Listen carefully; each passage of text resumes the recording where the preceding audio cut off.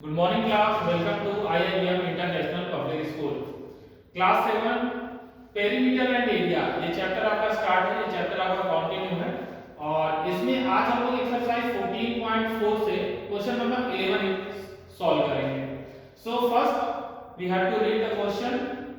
Just read with me. A track is in the form of a ring. यहाँ पर एक track की बात की जा रही है, एक रनिंग ट्रैक की बात की जा रही है और कहा जा रहा है कि जो ट्रैक है वो रिंग के फॉर्म में है यानी सर्कल के फॉर्म में है. whose inner and outer circumferences are 44 metre and 66 metre.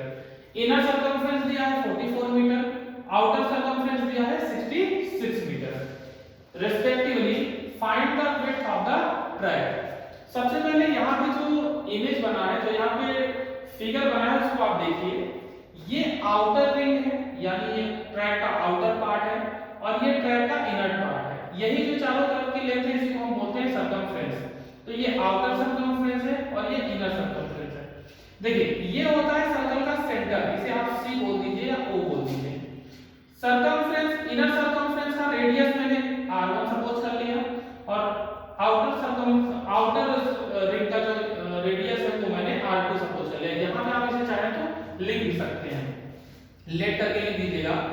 Late r1 and r2 are the radius of inner and outer ring. ठीक है, इनर का हो गया r1 एंड आउटर का हो गया r2.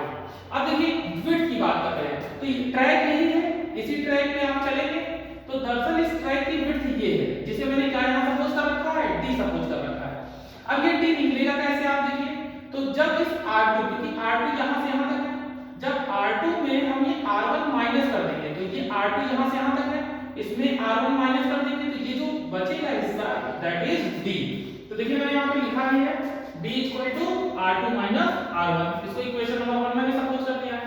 अब हमारा ऑब्जेक्टिव क्या होना चाहिए कि हमको कहीं से r2 की वैल्यू पता चल जाए और r1 की वैल्यू पता चल जाए. तो कैसे पता चलेगी. इंफॉर्मेशन हमें दी है इनर एंड आउटर सर्कमफ्रेंस. तो सबसे पहले मैंने क्या किया C1 means inner circumference that is 44 metre. अब देखिए सर्कमफ्रेंस का फार्मूला हमें पता होना चाहिए.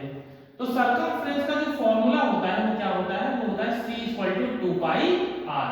ये फार्मूला होता है सर्कमफ्रेंस का. तो क्योंकि मैंने इनर सर्कमफ्रेंस का रेडियस r1 लिया है तो ये हो जाएगा 2 pi r1. 2 into pi की वैल्यू 22/7 into r1 is 44.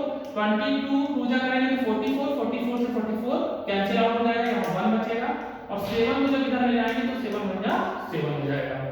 उसके बाद देखिए C2 2 pi r2. तो 2 into pi की वैल्यू 22/7, r2 हमें फाइंड आउट करना है और C2 यानी आउटर सर्कमफ्रेंस हमें दिया था 66. हमने पुट कर दिया. 22 से हमने 66 को कट किया तो यहाँ पे 3 आ जाएगा, 7 इधर जाएगा, 7 3 जा 21 हो जाएगा और अपॉन में 2 आ जाएगा. तो जब इसको डिवाइड करेंगे तो आ जाएगा 10.5 मीटर. अब हमें क्या करना है, हमने r1 पता कर लिया, हमने r2 पता कर लिया. अब हमें क्या करना है, अब हमें करना है d की वैल्यू यानी हमें विड्थ पता करनी है.